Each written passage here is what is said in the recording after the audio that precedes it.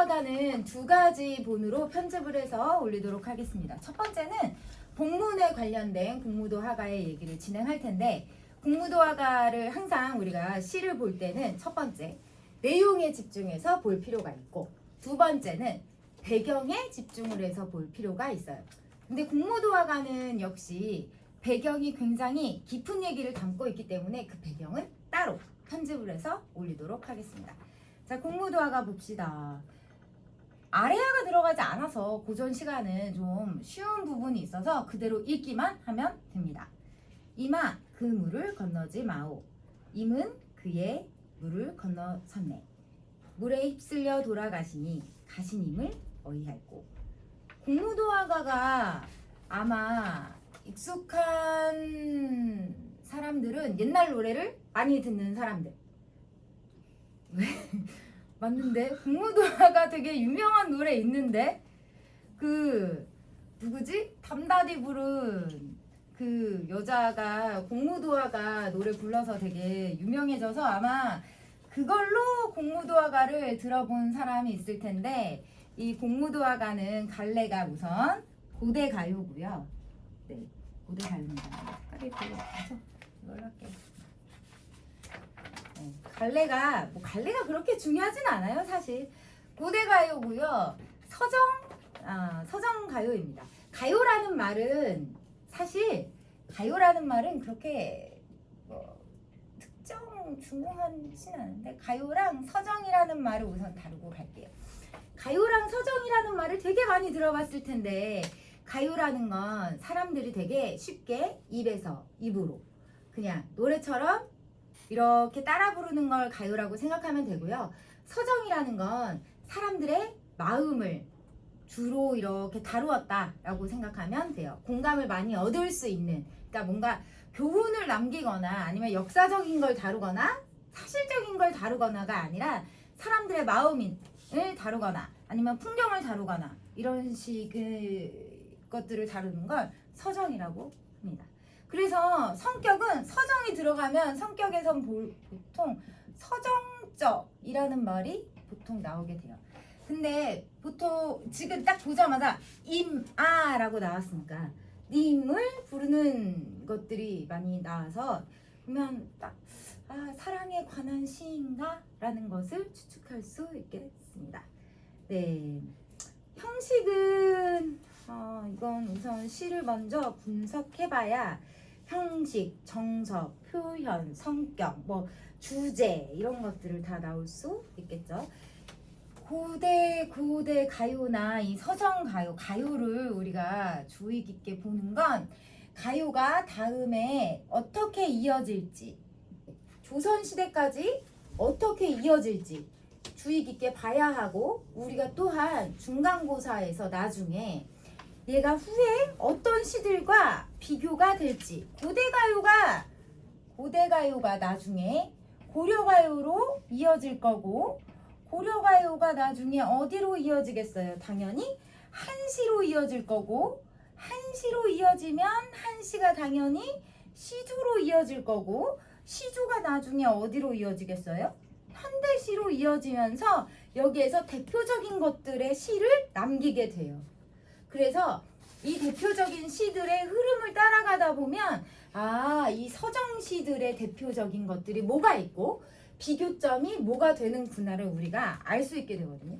그래서 이것들이 뭐가 있는지 차츰 알아보는 그런 시간들을 이번에 갖게 되겠습니다. 근데 이번 시간에 이 시들을 알아간다는 게 아니라 그냥 뭐가 있구나 정도만 안다는 거예요.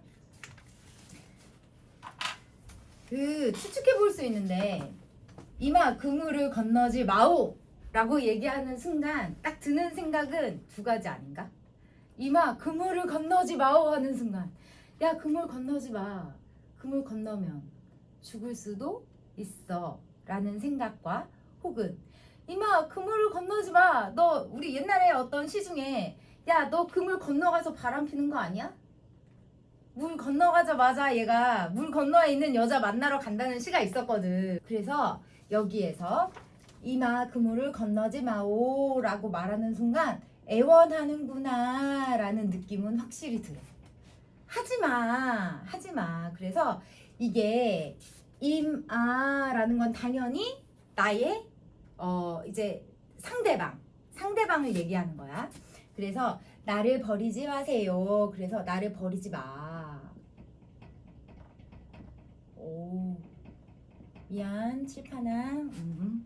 나를 버리지 마라는 거거든. 근데 이게 그 물을 건너지 마오라고 했는데 여기에선 그 물이라는 게 옛날에 우리가 물을 배울 때 물이 나와 임을 갈라놓는 어떤 경계라고 배웠거든. 그러니까 장애물이라고 배웠는데 여기에선 물이 좀 달라. 그 물을 건너지 마오 그랬어. 그래서 여기선 뭐냐면 내 사랑이 충만한다는 충만한 대상이야. 내 사랑이 충만해. 그러니까 내 사랑을 제발 건너뛰지 마. 내 사랑을 제발 건너뛰지 마. 이런 뜻이야.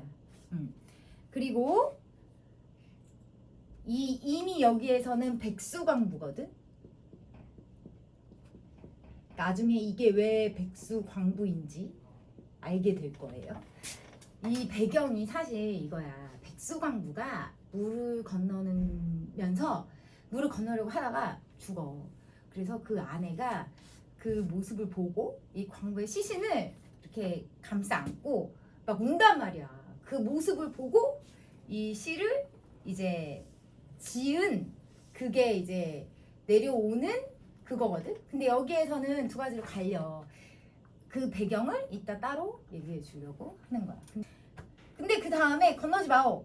애원했는데 나를 버리지 말고 그 물이 뭐라고? 나의 충만한 그 사랑을 제발 버리지 말고 가지마 그랬는데 백수광부가 어떻게 했다고? 끝내 그 물을 건너버렸어. 내 충만한 사랑을 건너섰네. 네, 건너섰네. 그런데 내가 기어이 끝내. 여기에서는 그렇게 나오는구나. 아예 현대어로 나오는구나. 이게 원래 여기 옛날 말에서는 그 예라고 나오거든. 그래서 이걸 현대어로 풀이할 때는 뭐라고 쓸 수 있냐면요. 끝내라고도 쓰고요. 기어이라고도 할 수 있고요. 뭐 기어이라고도 할 수 있고 뭐 여러 가지라고 할 수 있어요. 그래서 옛날 말로는 그 예라고 돼 있어요. 그래서 끝내 건너섰네. 그래서 여기에서 나타나는 또 물은 나타나는 게 아까는 내 이제 사랑이었잖아. 여기서는 사랑이었어. 근데 여기서는 뭐냐면 이별이 되어서 이별이 되어버렸어. 이 물이. 그러니까 처음엔 경계였어. 경계.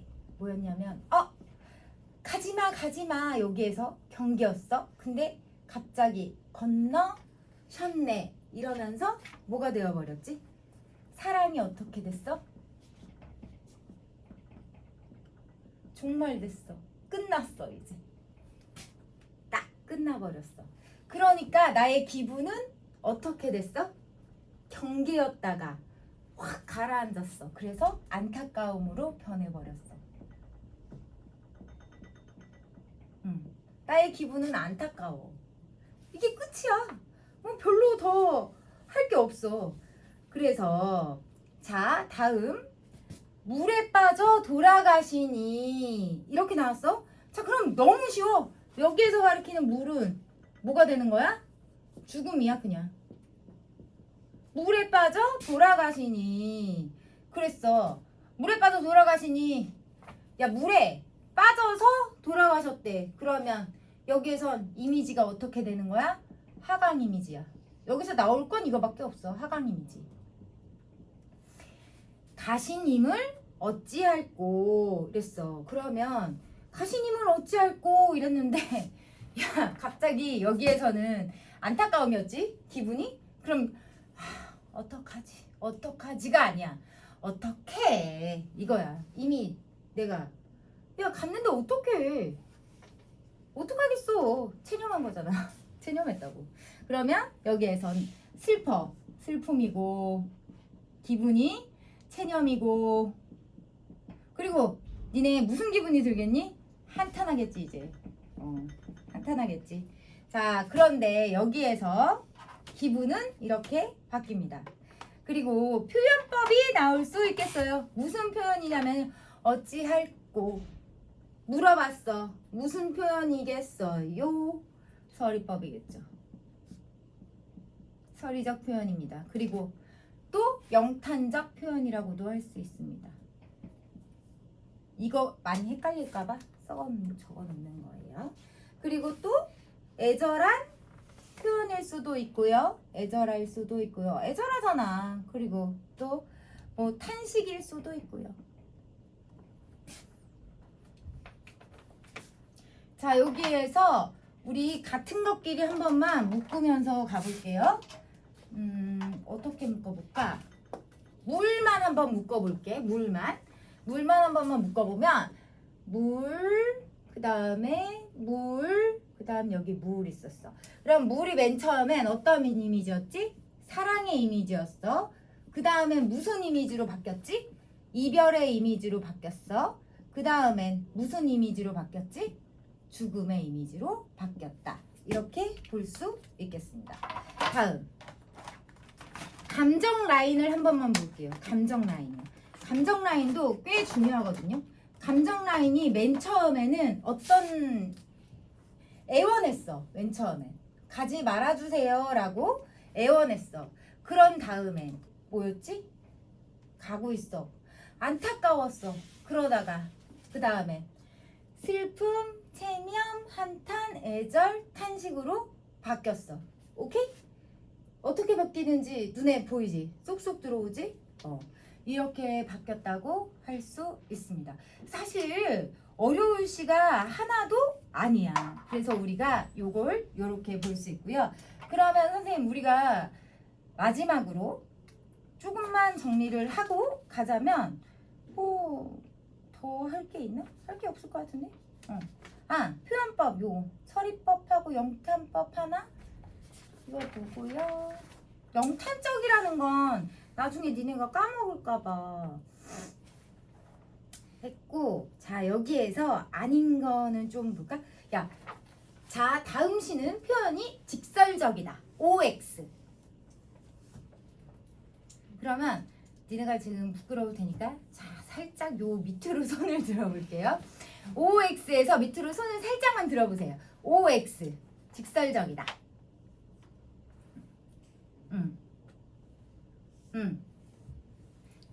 자, 건너지 말라고 했어. 직설적이야, 돌려서 얘기했어.